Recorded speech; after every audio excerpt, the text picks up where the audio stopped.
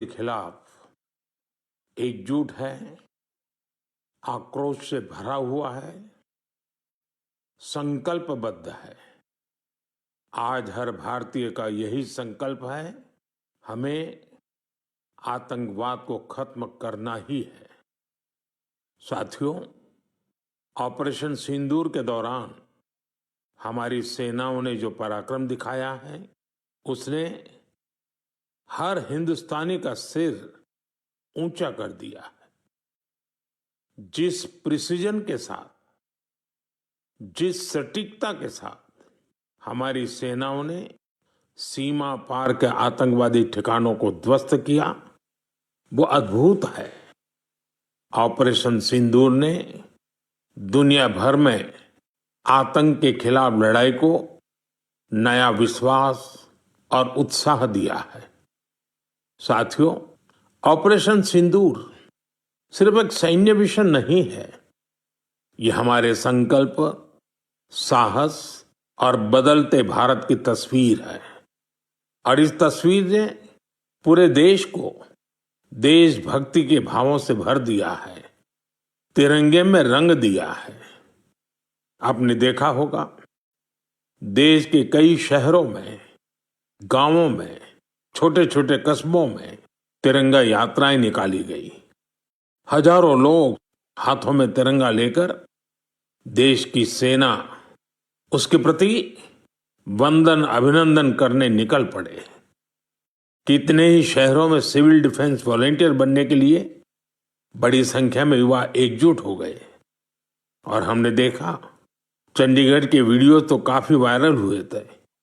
Social media पर कविताएं लिखी जा रही थी, संकल्प गीत गाए जा रहे थे, छोटे छोटे बच्चे पेंटिंग्स बना रहे थे जिनमें बड़े संदेश छुपे थे। मैं अभी 3 दिन पहले बीकानेर गया था। वहां बच्चों ने मुझे ऐसी ही एक पेंटिंग भेंट की थी। ऑपरेशन सिंदूर ने देश के लोगों को इतना प्रभावित किया है कि कई परिवारों ने इसे अपने जीवन का हिस्सा बना लिया है। बिहार के कटिहार में, यूपी के कुशीनगर में और भी कई शहरों में उस दौरान जन्म लेने वाले बच्चों का नाम सिंदूर रखा गया है। साथियों, हमारे जवानों ने आतंक के अड्डों को तबाह किया। यह उनका अदम्य साहस था और उसमें शामिल थी भारत में बने हथियारों, उपकरणों और टेक्नोलॉजी की ताकत। उसमें आत्मनिर्भर भारत का संकल्प भी था। हमारे इंजीनियर्स, हमारे तकनीशियन, हर किसी का पसीना इस विजय में शामिल है। इस अभियान के बाद पूरे देश में वोकल फॉर लोकल को लेकर एक नई ऊर्जा दिख रही है। कई बातें मन को छू जाती है। एक माँ बाप ने कहा, अब हम अपने बच्चों के लिए सिर्फ भारत में बने खिलौने ही लेंगे। देशभक्ति की शुरुआत बचपन से होगी। कुछ परिवारों ने शपथ ली है, हम अपनी अगली छुट्टियां देश के किसी खूबसूरत जगह में ही बिताएंगे। कई युवाओं ने मेड इन इंडिया का संकल्प लिया है, वो देश में ही शादी करेंगे। किसी ने ये भी कहा है, अब जो भी गिफ्ट देंगे वह किसी भारतीय शिल्पकार के हाथों से बना होगा। साथियों, यही तो है भारत की असली ताकत, जन मन का जुड़ाव, जन भागीदारी। मैं आप सबसे भी आग्रह करता हूं, आइए इस अवसर पर एक संकल्प लें। हम अपने जीवन में जहां भी संभव हो देश में बनी चीजों को प्राथमिकता देंगे। यह सिर्फ आर्थिक आत्मनिर्भरता की बात नहीं है, यह राष्ट्र के निर्माण में भागीदारी का भाव है। हमारा एक कदम भारत की प्रगति में बहुत बड़ा योगदान बन सकता है। साथियों, बस से कहीं आना जाना कितनी सामान्य बात है, लेकिन मैं आपको एक ऐसे गांव के बारे में बताना चाहता हूं जहां पहली बार एक बस पहुंची। इस दिन का वहां के लोग वर्षों से इंतजार कर रहे थे और जब गांव में पहली बार बस पहुंची तो लोगों ने ढोल नगाड़े बजाकर उसका स्वागत किया। बस को देखकर लोगों की खुशी का ठिकाना नहीं था। गांव में पक्की सड़क थी, लोगों को जरूरत थी, लेकिन पहले कभी यहां बस नहीं चल पाई थी। क्यों? क्योंकि ये गांव माओवादी हिंसा से प्रभावित था। यह जगह है महाराष्ट्र के गढ़चिरौली जिले में और इस गांव का नाम है काटेजरी। काटेजरी में आए इस परिवर्तन को आसपास के पूरे क्षेत्र में महसूस किया जा रहा है। अब यहां हालात तेजी से सामान्य हो रहे हैं। माओवाद के खिलाफ सामूहिक लड़ाई से अब ऐसे क्षेत्रों तक भी बुनियादी सुविधाएं पहुंचने लगी हैं। गांव के लोगों का कहना है कि बस के आने से उन लोगों का जीवन बहुत आसान हो जाएगा। साथियों, मन की बात में हम छत्तीसगढ़ में हुए बस्तर ओलंपिक और माओवाद प्रभावित क्षेत्रों में साइंस लैब पर चर्चा कर चुके हैं। यहाँ के बच्चों में साइंस का पैशन है, वो स्पोर्ट्स में भी कमाल कर रहे हैं।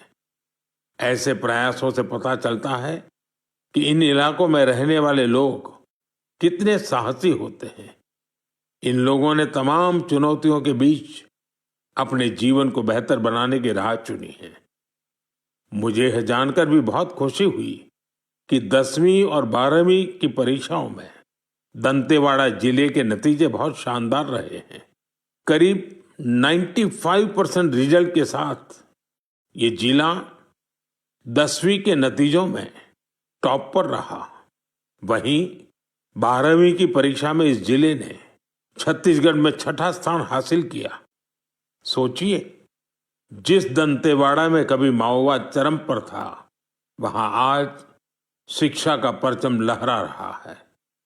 ऐसे बदलाव हम सभी को गर्व से भर देते हैं। मेरे प्यारे देशवासियों, अब मैं लायंस, शेरों से जुड़ी एक बड़ी अच्छी खबर आपको बताना चाहता हूं।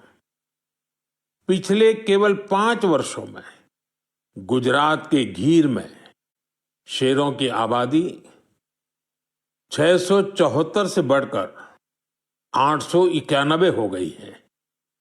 674 से 891। लायन सेंसस के बाद सामने आई शेरों की ये संख्या बहुत उत्साहित करने वाली है। साथियों, आप में से बहुत से लोग यह जानना चाह रहे होंगे कि आखिर ये एनिमल सेंसस होती कैसे है। ये एक्सरसाइज बहुत ही चुनौतीपूर्ण है। आपको यह जानकर हैरानी होगी कि लायन सेंसस 11 जिलों में 35,000 वर्ग किलोमीटर के दायरे में की गई थी। सेंसस के लिए टीमों ने राउंड द क्लॉक यानी 2400 घंटे इन क्षेत्रों की निगरानी की। इस पूरे अभियान में वेरिफिकेशन और क्रॉस वेरिफिकेशन दोनों किए गए। इससे पूरी बारीकी से शेरों की गिनती का काम पूरा हो सका। साथियों, एशियाटिक लायन की आबादी में बढ़ोतरी ये दिखाती है कि जब समाज में ओनरशिप का भाव मजबूत होता है तो कैसे शानदार नतीजे आते हैं। कुछ दशक पहले गीर में हालात बहुत चैलेंजिंग थे, लेकिन वहां के लोगों ने मिलकर बदलाव लाने का बीड़ा उठाया। वहां लेटेस्ट टेक्नोलॉजी के साथ ही ग्लोबल बेस्ट प्रैक्टिसेस को भी अपनाया गया। इसी दौरान गुजरात ऐसा पहला राज्य बना जहां बड़े पैमाने पर फॉरेस्ट ऑफिसर के पद पर महिलाओं की तैनाती की गई। आज हम जो नतीजे देख रहे हैं उसमें इन सभी का योगदान है। वाइल्ड लाइफ प्रोटेक्शन के लिए हमें ऐसे ही हमेशा जागरूक और सतर्क रहना होगा। मेरे प्यारे देशवासियों, 2-3 दिन पहले ही मैं पहली राइजिंग नॉर्थ ईस्ट समिट में गया था। उससे पहले हमने नॉर्थ ईस्ट के सामर्थ्य को समर्पित अष्टलक्ष्मी महोत्सव भी मनाया था। नॉर्थ ईस्ट की बात ही कुछ और है।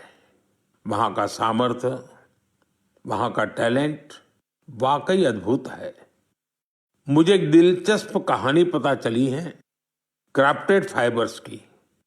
क्राफ्टेड फाइबर्स ये सिर्फ एक ब्रांड नहीं, सिक्किम की परंपरा, बुनाई की कला और आज के फैशन की सोच, तीनों का सुंदर संगम है।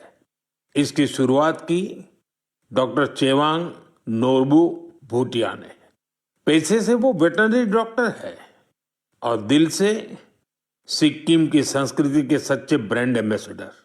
उन्होंने सोचा क्यों न बुनाई को एक नया आयाम दिया जाए और इसी सोच से जन्म हुआ क्राफ्टेड फाइबर का।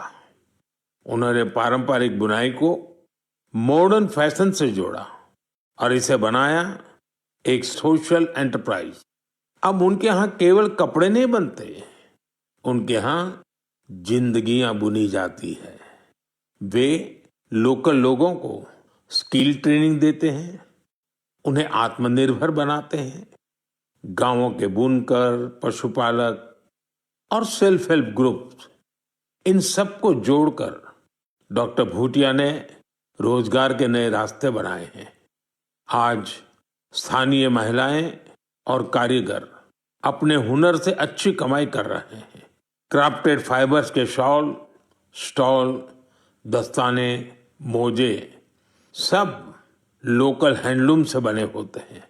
इसमें जो ऊन का इस्तेमाल होता है वो सिक्किम के खरगोशों और भेड़ों से आता है। रंग भी पूरी तरह प्राकृतिक होते हैं, कोई केमिकल नहीं, सिर्फ प्रकृति की रंगत। डॉक्टर भूटिया ने सिक्किम की पारंपरिक बुनाई और संस्कृति को एक नई पहचान दी है। डॉक्टर भूटिया का काम हमें सिखाता है कि जब परंपरा को पैशन से जोड़ा जाए तो वो दुनिया को कितना लुभा सकती है। मेरे प्यारे देशवासियों, आज मैं आपको एक ऐसे शानदार व्यक्ति के बारे में बताना चाहता हूं जो एक कलाकार भी हैं और जीती जागती प्रेरणा भी है। नाम है जीवन जोशी, उम्र 65 साल। अब सोचिए, जिनके नाम में ही जीवन हो वो कितनी जीवंतता से भरे होंगे। जीवन जी उत्तराखंड के हल्द्वानी में रहते हैं। बचपन में पोलियो ने उनके पैरों की ताकत छीन ली थी, लेकिन पोलियो उनके हौसलों को नहीं छीन पाया। उनके चलने की रफ्तार भले ही कुछ धीमी हो गई, लेकिन उनका मन कल्पना की हर उड़ान उड़ता रहा। इसी उड़ान में जीवन जी ने एक अनोखी कला को जन्म दिया। नाम रखा बगेट। इसमें वो चीड़ के पेड़ों से गिरने वाली सूखी छाल से सुंदर कलाकृतियां बनाते हैं। वो छाल जिसे लोग आमतौर पर बेकार समझते हैं, जीवन जी के हाथों में आते ही धरोहर बन जाती है। उनकी हर रचना में उत्तराखंड की मिट्टी की खुशबू होती है। कभी पहाड़ों के लोक वाद्य यंत्र, तो कभी लगता है जैसे पहाड़ों की आत्मा उस लकड़ी में समा गई हो। जीवन जी का काम सिर्फ कला नहीं, एक साधना है। उन्होंने इस कला में अपना पूरा जीवन समर्पित कर दिया है। जीवन जोशी जैसे कलाकार हमें याद दिलाते हैं कि परिस्थितियां चाहे जैसी भी हो, अगर इरादा मजबूत हो तो नामुमकिन कुछ नहीं। उनका नाम जीवन है और उन्होंने सच में दिखा दिया कि जीवन जीना क्या होता है। मेरे प्यारे देशवासियों, आज कई ऐसी महिलाएं हैं जो खेतों के साथ ही अब आसमान की ऊंचाइयों पर काम कर रही हैं। जी हाँ, आपने सही सुना। अब गांव की महिलाएं ड्रोन दीदी बनकर ड्रोन उड़ा रही हैं और उससे खेती में नई क्रांति ला रही है। साथियों, तेलंगाना के संगारेड्डी जिले में कुछ समय पहले तक जिन महिलाओं को दूसरों पर निर्भर रहना पड़ता था, आज वही महिलाएं ड्रोन से 50 एकड़ जमीन पर दवा के छिड़काव का काम पूरा कर रही है।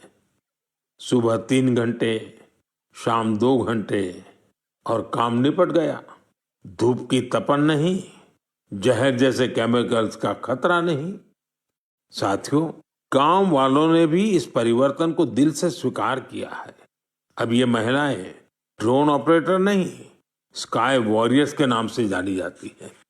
ये महिलाएं हमें बता रही हैं, बदलाव तब आता है जब तकनीक और संकल्प एक साथ चलते हैं।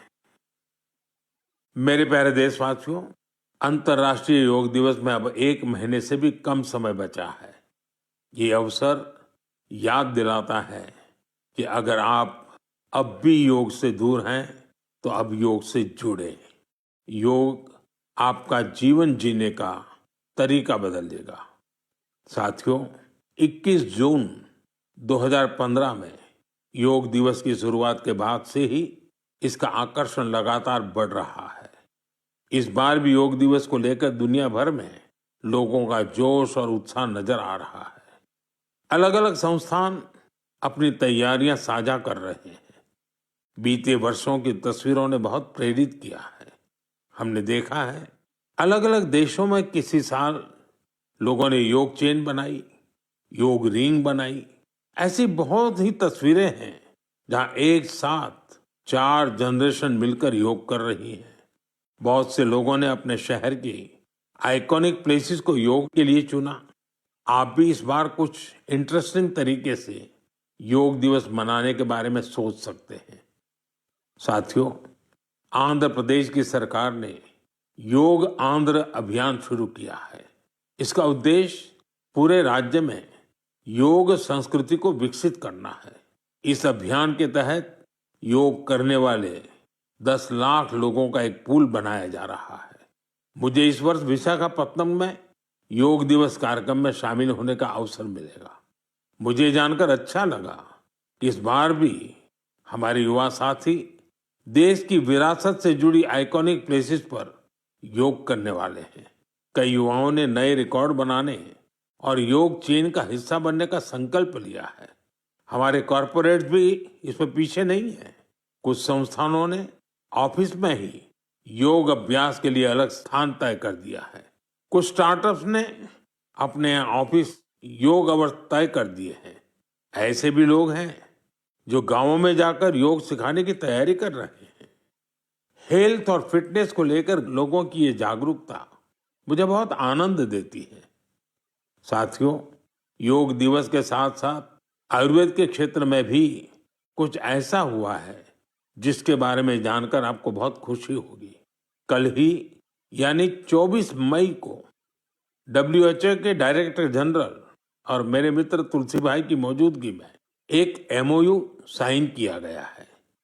इस एग्रीमेंट के साथ ही international classification of health interventions के तहत एक डेडिकेटेड ट्रेडिशनल मेडिसिन मॉड्यूल पर काम शुरू हो गया है। इस पहल से आयुष को पूरी दुनिया में वैज्ञानिक तरीके से अधिक लोगों तक पहुंचाने में मदद मिलेगी। साथियों, आपने स्कूलों में ब्लैक बोर्ड तो देखा होगा, लेकिन अब कुछ स्कूलों में शुगर बोर्ड भी लगाया जा रहा है। ब्लैक बोर्ड नहीं, शुगर बोर्ड। CBSE की इस अनोखी पहल का उद्देश्य है बच्चों को उनके शुगर इंटेक के प्रति जागरूक करना। कितनी चीनी लेनी चाहिए और कितनी चीनी खाई जा रही है, ये जानकर बच्चे खुद से ही हेल्दी विकल्प चुनने लगे हैं। ये एक अनोखा प्रयास है और इसका असर भी बड़ा पॉजिटिव होगा। बचपन से ही स्वस्थ जीवन शैली की आदतें डालने में ये काफी मददगार साबित हो सकता है। कई अभिभावकों ने इसे सराहा है और मेरा मानना है ऐसी पहल दफ्तरों, कैंटीनों और संस्थानों में भी होनी चाहिए। आखिरकार सेहत है तो सब कुछ है। फिट इंडिया ही स्ट्रांग इंडिया की नींव है। मेरे प्यारे देशवासियों, स्वच्छ भारत की बात हो और मन की बात के श्रोता पीछे रहें, ऐसा कैसे हो सकता है भला? मुझे पूरा विश्वास है कि आप सब अपने अपने स्तर पर इस अभियान को मजबूती दे रहे हैं। लेकिन आज मैं आपको एक ऐसी मिसाल के बारे में बताना चाहता हूं जहां स्वच्छता के संकल्प ने पहाड़ जैसी चुनौतियों की भी मात दे दी।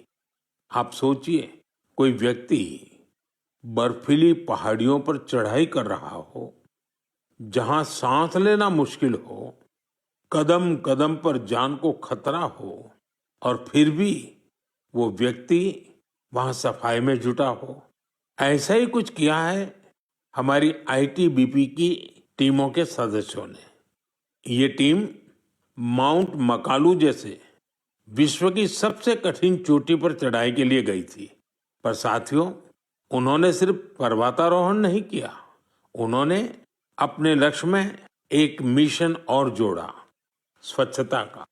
चोटी के पास जो कचरा पड़ा था, उन्होंने उसे हटाने का बीड़ा उठाया।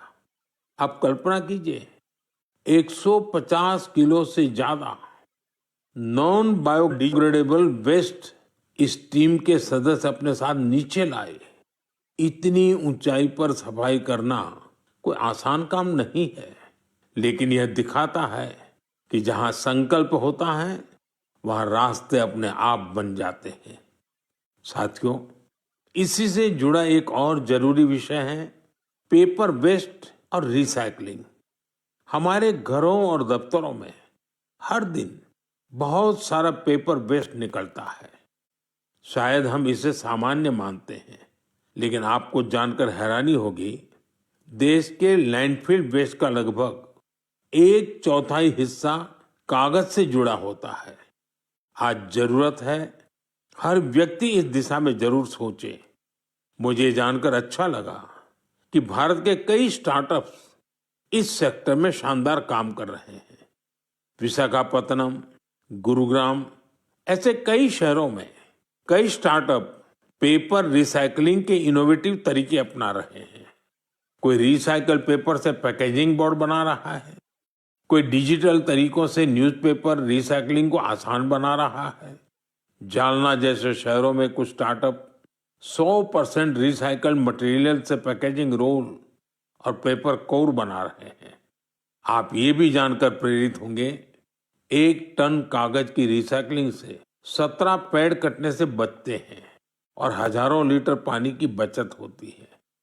अब सोचिए, जब पर्वतारोही इतने कठिन हालत में कचरा वापस ला सकते हैं, तो हमें भी अपने घर या दफ्तर में पेपर को अलग करके रिसाइकलिंग में अपना योगदान जरूर देना चाहिए।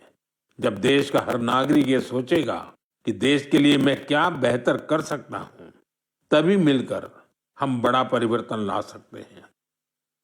साथियों, बीते दिनों खेलो इंडिया गेम्स की बड़ी धूम रही। खेलो इंडिया के दौरान बिहार के 5 शहरों ने मेजबानी की थी। वहां अलग अलग कैटेगरी के मैच हुए थे। पूरे भारत से वहां पहुंचे एथलीट्स की संख्या 5,000 से भी ज्यादा थी।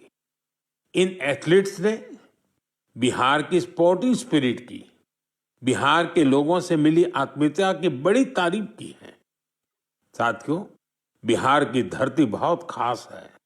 इस आयोजन में यहाँ कई यूनिक चीजें हुई हैं। खेलो इंडिया यूथ गेम्स का ये पहला आयोजन था जो ओलंपिक चैनल के जरिए दुनिया भर में पहुंचा।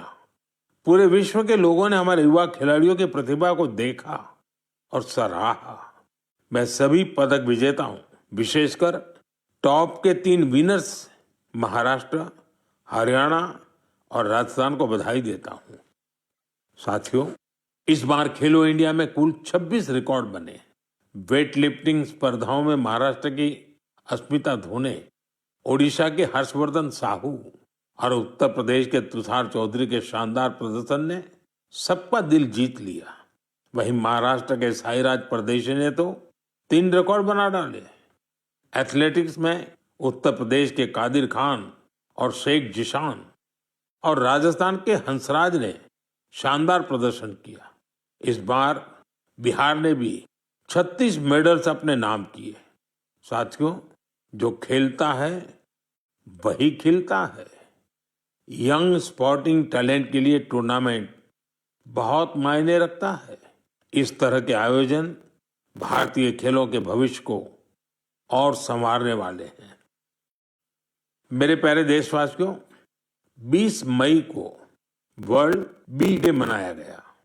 यानी एक ऐसा दिन जो हमें याद दिलाता है कि शहद सिर्फ मिठास नहीं, बल्कि सेहत, स्वरोजगार और आत्मनिर्भरता की मिसाल भी है। पिछले 11 वर्षों में मधुमक्खी पालन में भारत में एक स्वीट रिवॉल्यूशन हुआ है। आज से 10-11 साल पहले भारत में शहद उत्पादन एक साल में करीब 70-75 हजार मैट्रिक टन होता था। आज ये बढ़कर करीब करीब 1.25 लाख मैट्रिक टन के आसपास हो गया है। यानी शहद उत्पादन में करीब 60% की बढ़ोतरी हुई है। हम हनी प्रोडक्शन और एक्सपोर्ट में दुनिया के अग्रणी देशों में आ चुके हैं। साथियों, इस पॉजिटिव इम्पैक्ट में राष्ट्रीय मधुमक्खी पालन और शहद मिशन की बड़ी भूमिका है। इसके तहत मधुमक्खी पालन से जुड़े हजारों किसानों को ट्रेनिंग दी गई, उपकरण दिए गए और बाजार तक उनकी सीधी पहुंच बनाई गई। साथियों, ये बदलाव सिर्फ आंकड़ों में नहीं दिखता, ये गांव की जमीन पर भी साफ नजर आता है। छत्तीसगढ़ के कोरिया जिले का एक उदाहरण है। यहाँ आदिवासी किसानों ने सोन हनी नाम से एक शुद्ध जैविक शहद ब्रांड बनाया है। आज वह शहद जैम समेत अनेक ऑनलाइन पोर्टल पर बिक रहा है। यानी गांव की मेहनत अब ग्लोबल हो रही है। इसी तरह उत्तर प्रदेश, गुजरात, जम्मू कश्मीर, पश्चिम बंगाल और अरुणाचल प्रदेश में हजारों महिलाएं और युवा अब हनी उद्यमी बन चुके हैं। साथियों, और अब शहद की केवल मात्रा नहीं, उसकी शुद्धता पर भी काम हो रहा है। कुछ स्टार्टअप अब एआई और डिजिटल टेक्नोलॉजी से शहद की गुणवत्ता को प्रमाणित कर रहे हैं। आप अगली बार जब भी शहद खरीदें तो इन हनी उद्यमियों द्वारा बनाए गए शहद को जरूर आजमाएं। कोशिश करें कि किसी लोकल किसान से, किसी महिला उद्यमी से भी शहद खरीदें, क्योंकि उस हर बूंद में स्वाद ही नहीं, भारत की मेहनत और उम्मीदें घुली होती हैं। शहद की ये मिठास आत्मनिर्भर भारत का स्वाद है। साथियों, जब हम शहद से जुड़े देशों के प्रयासों की बात कर रहे हैं, तो मैं आपको एक और पहल के बारे में बताना चाहता हूं। ये हमें याद दिलाती है कि हनी बीज की सुरक्षा सिर्फ पर्यावरण की नहीं, हमारी खेती और फ्यूचर जनरेशन की भी जिम्मेदारी है। ये उदाहरण है पुणे शहर का, जहां एक हाउसिंग सोसाइटी में मधुमक्खियों का एक छत्ता हटाया गया। शायद सुरक्षा के कारण या डर की वजह से, लेकिन इस घटना ने किसी को कुछ सोचने पर मजबूर कर दिया। अमित नाम के युवा ने तय किया कि बीज को हटाना नहीं, उन्हें बचाना चाहिए।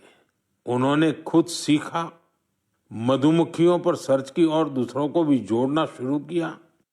धीरे धीरे उन्होंने एक टीम बनाई जिसे उन्होंने नाम दिया बी फ्रेंड्स, यानी बी मित्र। अब ये बी फ्रेंड्स मधुमक्खियों के छत्तों को एक जगह से दूसरी जगह सुरक्षित तरीके से ट्रांसफर करते हैं, ताकि लोगों को खतरा न हो और हनी बीज भी जिंदा रहे। अमित जी के इस प्रयास का असर भी बड़ा शानदार हुआ है।